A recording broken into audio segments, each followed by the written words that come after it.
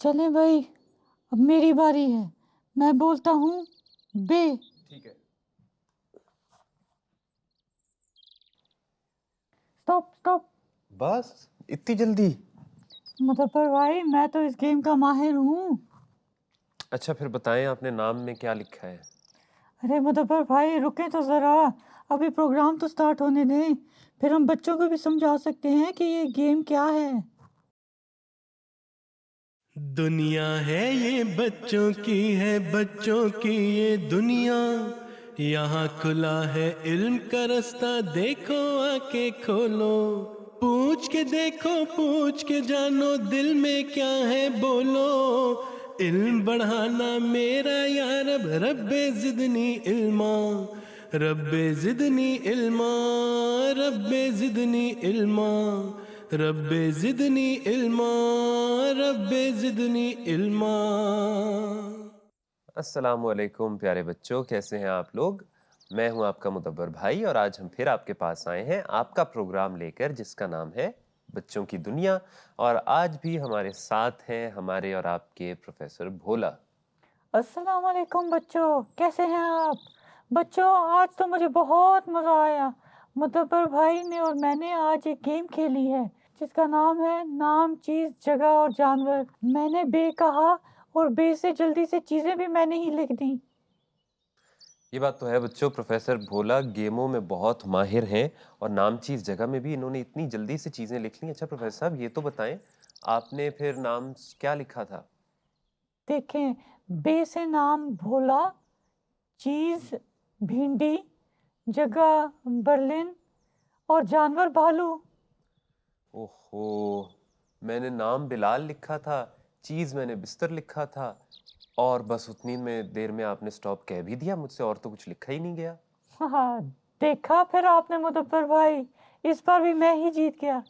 ویسے ڈاکٹر ببلو اگر ادھر ہوتے تو وہ بھی ہمارے ساتھ کھیلتے، بہت مزہ آتا۔ جی ہاں، آپ واقعی بہت تیز ہیں گیمز میں اور بہت اچھا کھیلتے ہیں۔ ویسے میری بات ہوئی تھی ڈاکٹر ببلو سے، اور ان سے میں نے کہا بھی تھا کہ ہم لوگ روز نئی نئی کھیلیں کھیلتے ہیں پروفیسر بھولا کے ساتھ، اور وہ کھیلوں میں بہت اچھے ہیں۔ اچھا آپ نے ان کو یہ بھی بتایا ہے کہ آپ ہر دفعہ میرے سے ہار جاتے ہیں؟ ویسے وہ آج کل کہاں ہیں؟ میں نے انہیں یہ بتایا تھا کہ آپ کافی اچھا کھیل لیتے ہیں، کھیلیں ہمارے ساتھ۔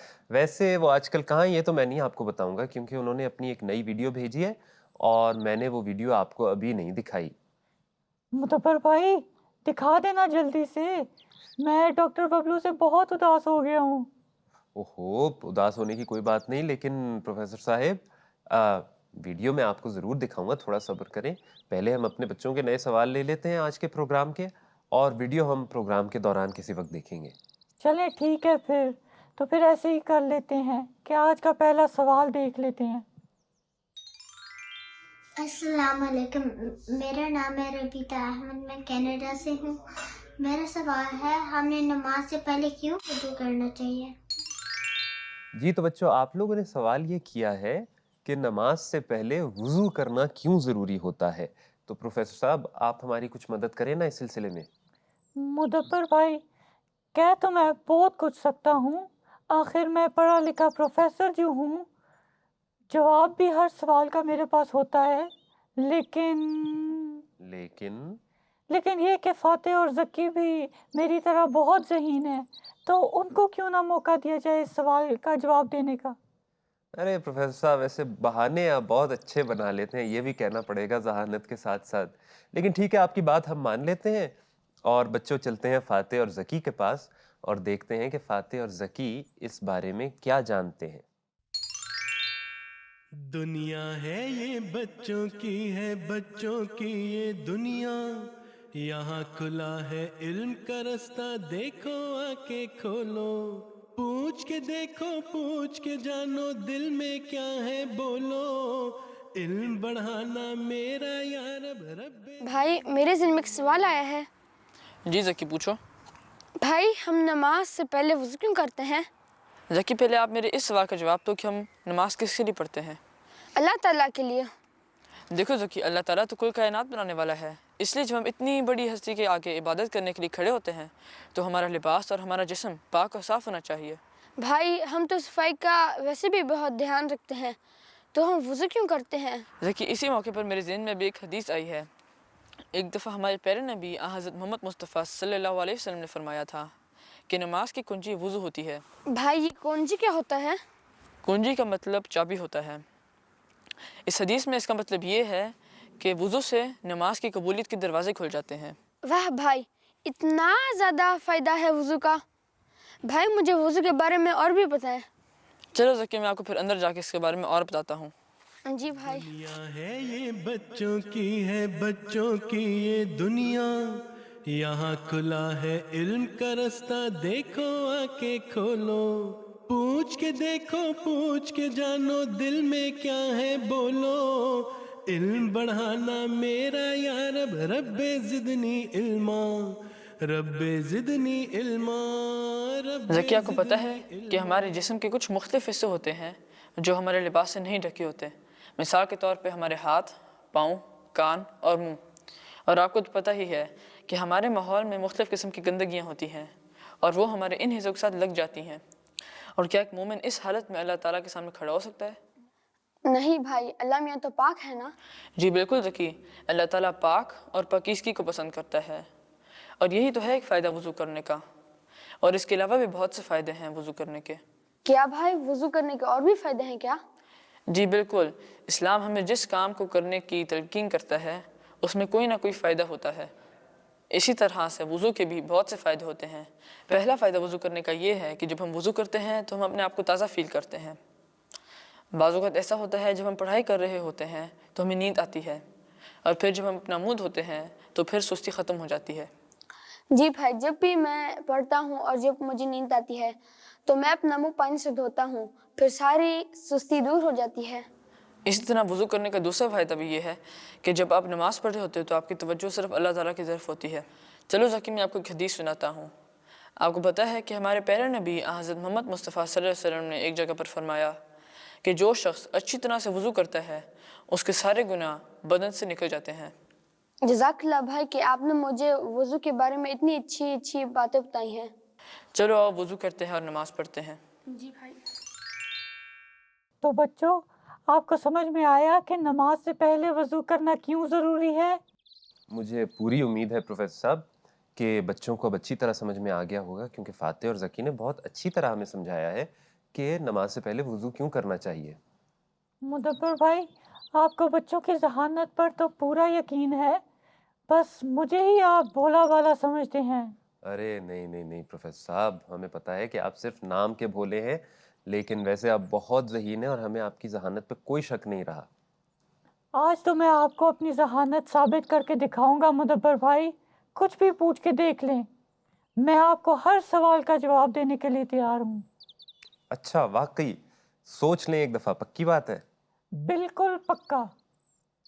अच्छा, फिर मैं कोई पहेली आपसे पूछता हूँ। एक मिनट मुझे ज़रा सोचने दें। ठीक है, एक पहेली मेरे ज़हन में है। तो पहेली कुछ यूँ है, ये हमारी मोना ज़रा इधर-उधर फिर रही है फिर से। अच्छा, पहेली कुछ यूँ है कि वो क्या है जिसे हम हाथ से नहीं बल्कि कान से पकड़ते हैं? हम्म, यानी कि कुछ ऐसा है जिसको हम हाथ से पकड़ नहीं सकते। जी, जी, जी, आप सोचें-सोचें और जवाब दें। ये तो बहुत मुश्किल पहेली लग रही है। फिर हम ऐसा करें, आप भी थोड़ा-सा सोचने का वक़्त ले लें, हमारे बच्चे भी थोड़ा-सा सोचने का वक़्त ले लें। आप लोग भी सोचें वो क्या है जिसे हम हाथ से नहीं, कान से पकड़ते हैं, और हम देखते हैं इतनी देर में कि हमारा आज के प्रोग्राम का दूसरा सवाल क्या है। अस्सलामुअलैकुम, मेरा नाम रीता अनीस है। मेरा सवाल ये है कि अल्लाह को फरिश्तों की ज़रूरत क्यों है? जज़ाकल्लाह। ये तो बहुत ही गहरा सवाल है कि अगर खुदा ताला सारे काम खुद कर सकता है, तो उसको फरिश्तों की क्या ज़रूरत है? बहुत अच्छा सवाल है। अब मुदब्बर भाई, इस सवाल का जवाब मुझसे ना पूछने लग जाना आप। क्यों, आपको इस सवाल का जवाब नहीं आता?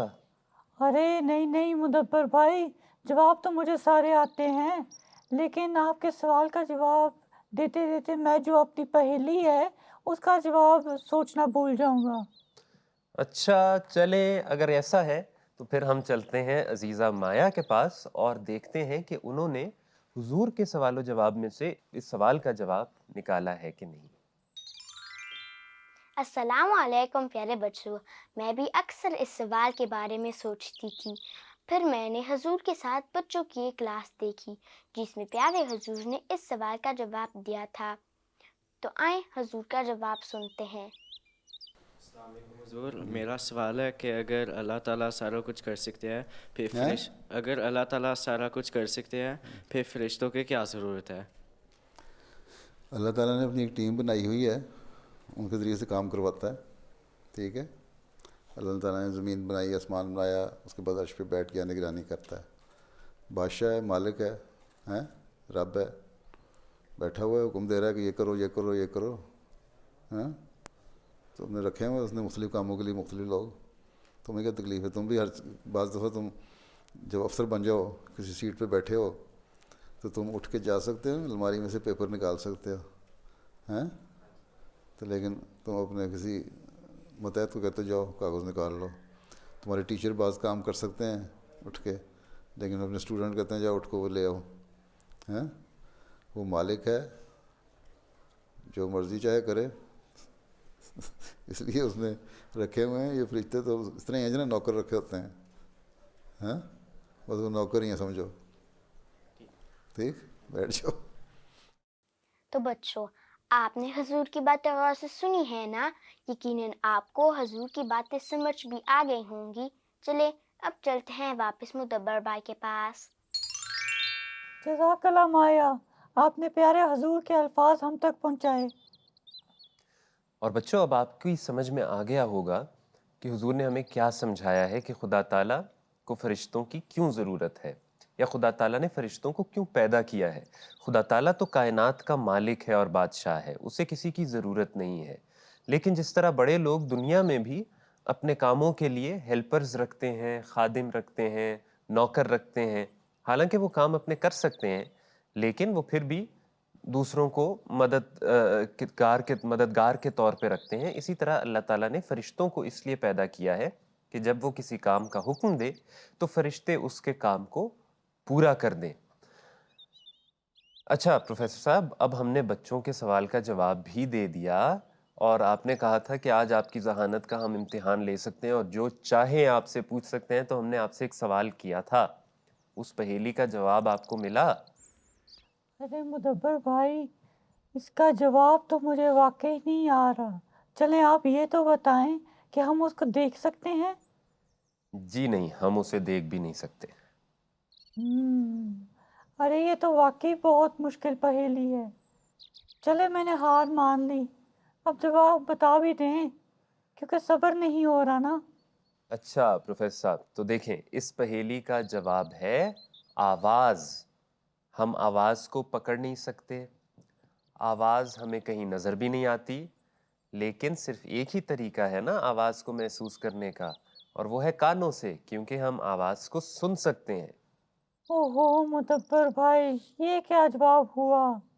جواب تو اس کا یہی ہے پروفیسر صاحب، اب آپ سے بوجھ ہی نہیں گئی تو ہم کیا کریں۔ اچھا یہ بتائیں کہ آپ کوئی آج کل تحقیق کر رہے ہیں، کوئی نئی بات پتہ چلی آپ کو علمی؟ مدبر بھائی، اس ہفتے میں نے درختوں کے بارے میں تحقیق کی ہے۔ اچھا، تو ہمیں بھی کچھ بتائیں درختوں کے بارے میں۔ مدبر بھائی، درختوں کے ذریعے سے ہمیں آکسیجن ملتی ہے، لیکن اس کے ساتھ ساتھ یہ ہوا میں موجود آلودگی یعنی صحت کو نقصان دینے والی چیزوں کو ختم کرتی ہے اور ہمارے ماحول کو بھی صاف ستھرا کر دیتی ہے۔ اچھا، یہ تو بڑی اچھی بات ہے، تو اس کا مطلب ہے ہمیں زیادہ سے زیادہ درخت لگانے چاہیے۔ جی مدبر بھائی، آپ ٹھیک کہہ رہے ہیں، اور اس کے علاوہ سائنس یہ کہتی ہے کہ جس جگہ ہریالی ہو، پانی، پودے اور درخت ہوں، اگر انسان دن میں تھوڑا سا وقت وہاں گزارے تو اس کی صحت پر بہت اچھے اثرات ہوتے ہیں۔ اس لیے میں روزانہ کسی ایسی جگہ جاتا ہوں جہاں پودے بھی ہوں اور درخت بھی ہوں۔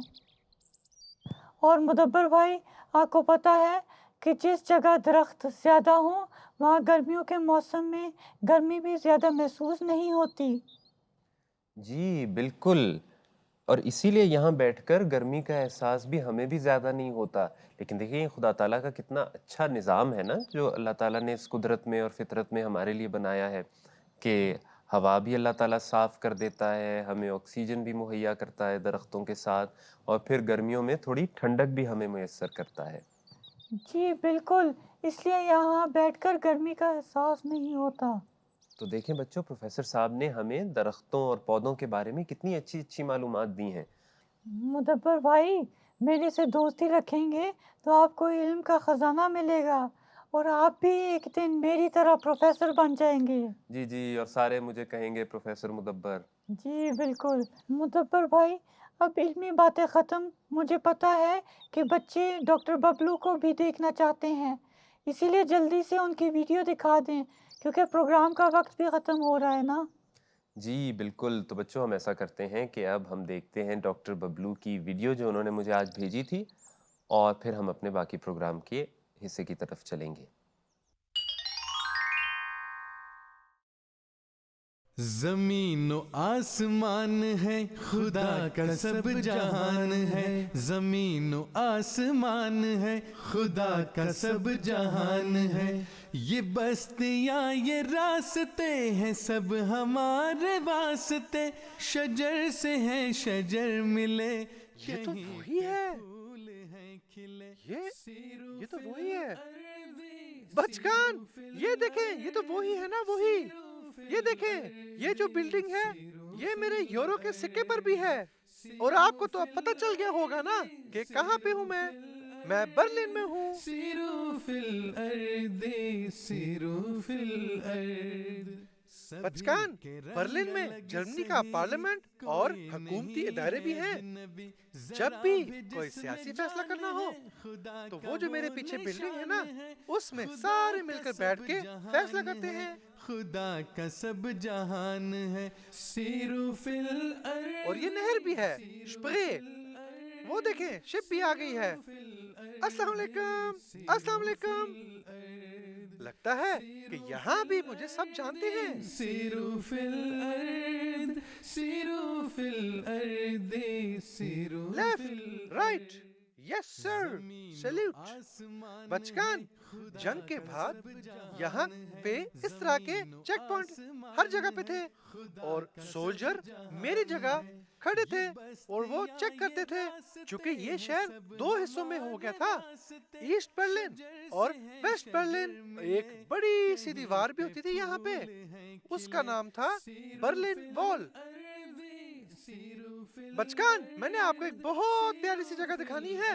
وہ یہاں سے بہت دور ہے، لیکن یہاں ایک انڈر گراؤنڈ کی ٹکٹ لیں گے اور اس پہ سفر کریں گے. وہ آ گئی انڈر گراؤنڈ، آئیں بیٹھیں. اس کو جرمن زبان میں بولتے ہیں اوبان. اور آپ کو پتا ہے ہمارے پیارے حضور خلیفۃ المسیح الرابع دفعہ بھی جب برلن میں آئے تھے تو اس اوبان میں بیٹھے تھے. کا سب جہان ہے خدا کا سب جہان ہے. یہاں کہیں ہے وہ خاص جگہ. اوہ بچگان، یہ ہے ہماری مسجد، مسجد ختیجہ. اور اس کی تو ایک بہت خاص تاریخ ہے. 100 سال پہلے 1923 میں ہم احمدی مسلمان ایک مسجد بنانا چاہتے تھے. لجنہ نے بہت قربانیاں کر کے چندے جمع کیے، لیکن ایک دم انفلیشن آ گئی. جو کرنسی تھی نا اس کی کوئی ویلیو نہیں رہی. وہ مسجد یہاں تو نہیں لیکن لندن میں بن گئی. پھر 2008 میں وہ پرانی خواہش پوری کر دی اور ہمیں یہ پیاری ہی مسجد ختیجہ دے دی. سبھی کے رنگ الگ سہی. بچکان، مجھے تو بہت ہی بھوک لگی ہے، آئیں کھانا کھاتے ہیں. جس میں جان ہے خدا کا وہ نشان ہے، خدا کا سب بھائی جہان مجھے ہے ایک کری گوشت دے دیں. خدا کا سب جہان ہے سیروا فی الارض سیروا فی الارض. جزاک اللہ، یہ تو بہت ہی مزیدار لگ رہی ہے. بسم اللہ. بچکان، میں اس کو کھاتا ہوں. پھر ملتے ہیں اگلی دفعہ جب میں کسی اور جگہ جاؤں گا. اوکے، اللہ حافظ. دیکھا آپ نے بچوں، ڈاکٹر ببلو کتنے مزے میں ہیں، کتنی اچھی اچھی جگہوں کی سیریں میں کر رہے ہیں۔ جی، اور خود سیر بھی کرتے ہیں اور ہمیں بھی سیر کرا دیتے ہیں اور بہت سی جگہوں کے بارے میں ہمیں نئی نئی معلومات بھی دیتے ہیں اور مزے مزے کی باتیں بھی کرتے ہیں ہمارے ساتھ۔ اور پروفیسر صاحب وقت کا تو بالکل پتہ ہی نہیں چلا، اور آج ہم نے ابھی تک آپ سے نصیحت نہیں سنی، تو ایسا کریں کہ جلدی سے ہمیں اپنی نئی کتاب میں سے ایک نصیحت پڑھ کے سنا دیں۔